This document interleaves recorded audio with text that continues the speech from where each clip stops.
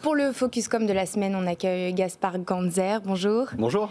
Vous êtes enseignant à Sciences Po et à HEC Paris et fondateur de Ganzer Agency. Et de 2014 à 2017, vous étiez conseiller chargé des relations avec la presse, chef du pôle communication à la présidence aux côtés de François Hollande. Oui. En début de semaine, Frédéric Michel est devenu conseiller spécial en communication et en stratégie à l'Élysée. Il succède à Clément Léonard-Dulzy.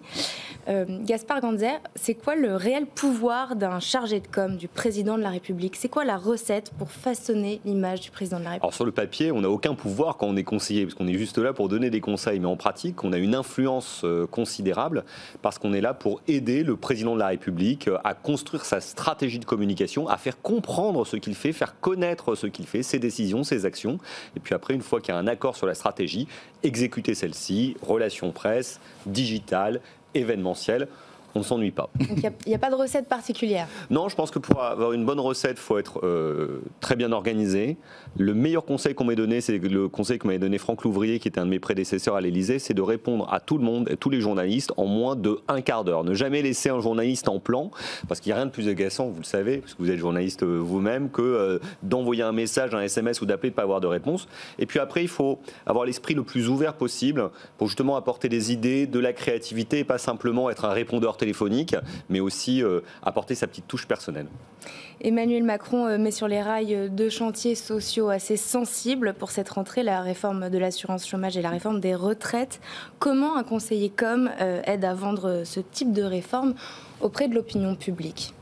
Déjà, il faut toujours considérer que la communication n'a de sens que si elle est au service du fond. Et donc, ce qu'il faut faire, c'est d'abord poser un constat partagé sur la nécessité ou non de faire ces réformes. Mais Emmanuel Macron pense qu'il est nécessaire de les faire pour que l'opinion publique partage le point de vue du président de la République autant que possible et qu'on ouvre le moteur en disant, voilà, c'est pour ces raisons qu'on doit le faire. Et puis après, construire une stratégie qui permette d'associer au maximum toutes les parties prenantes, syndicats, entreprises et peut-être même opinion publique, parlement, pour que la réforme soit conduite ensemble. Ce n'est pas simplement un discours qui tombe du ciel de façon jupitérienne. Pour que ça marche, il faut associer tout le monde.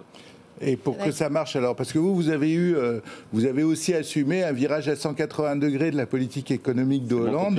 C'est quand même, voilà, c'est quand même. Comment est-ce qu'on fait dans ce genre d'épisode? Parce que là, vous avez tout le monde contre vous. L'électorat du président considère que c'est une trahison. De toute façon, l'opposition est en opposition, donc ça, le problème est réglé. Et les médias sont pour le moins critiques. Oui, surtout que ça tombe sur vous. Alors, donc, en l'occurrence, François Hollande avait décidé de passer d'une politique de la demande à une politique de l'offre dans laquelle il baissait les charges des entreprises, ce qui n'était pas prévu initialement dans son programme. Quand il a fait l'annonce, il y a eu un effet de surprise. Et donc là, les médias ont plutôt embrayé en se disant « Ah tiens, quel courage, c'est un pas de côté, c'est disruptif, comme on dit en publicité ».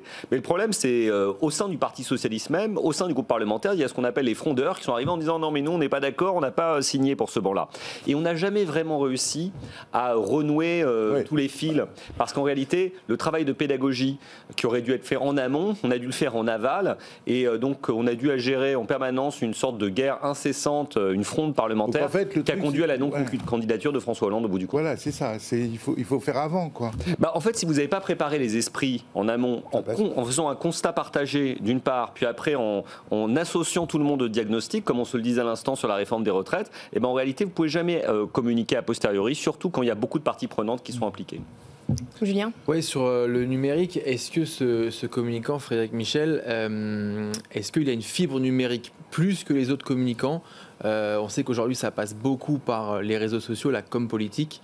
C'est quoi sa fibre numérique et en comparaison avec d'autres communicants?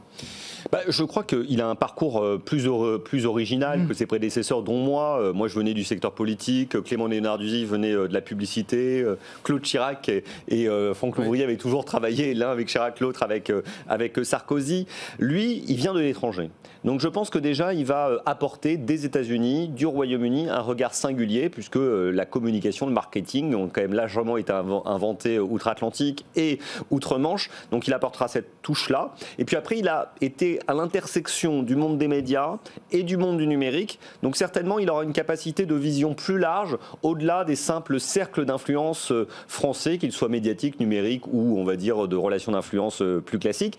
Après, à l'inverse, ce qui va peut-être lui manquer, c'est, au départ au moins, c'est les réseaux dans les rédactions et autres. Sur le numérique, je pense qu'il sera très fort.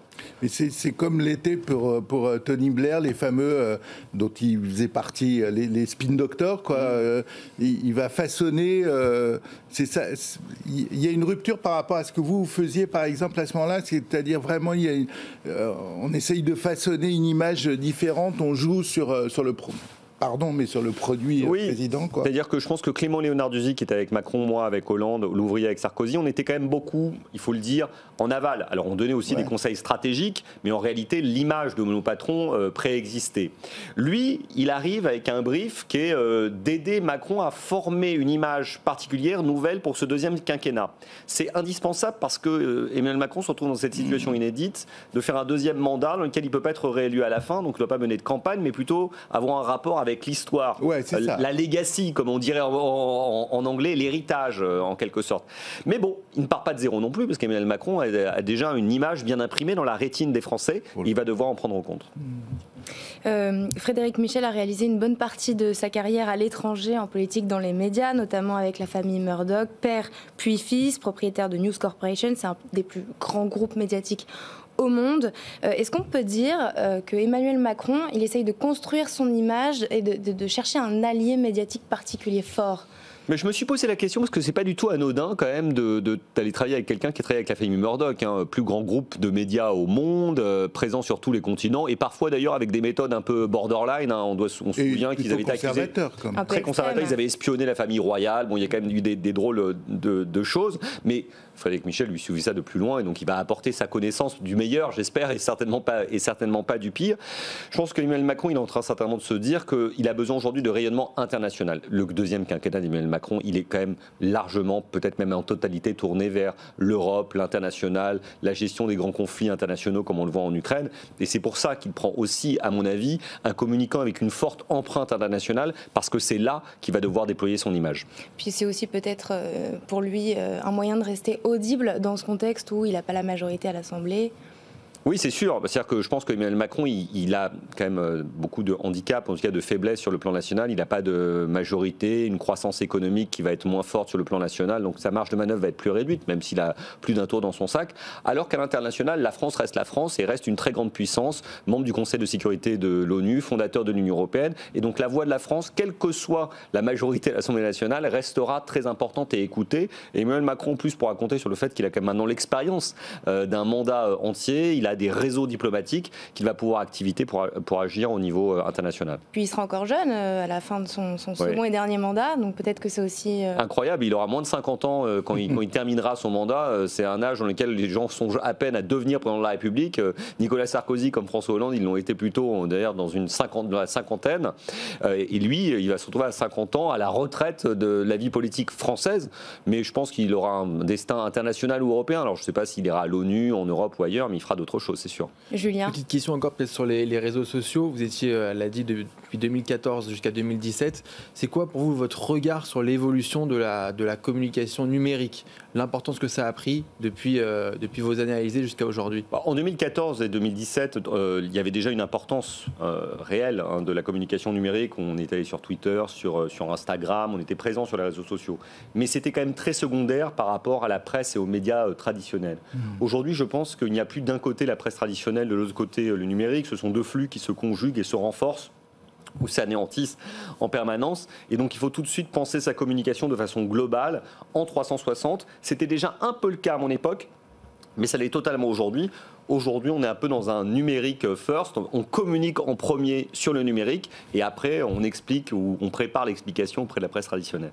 Merci beaucoup, Gaspard Ganzer, d'avoir été en plateau avec nous. Je le précise, vous venez de sortir un ouvrage. Êtes-vous encore de gauche aux éditions Flammarion? C'est sorti cette semaine. Exactement, hier même, avant-hier.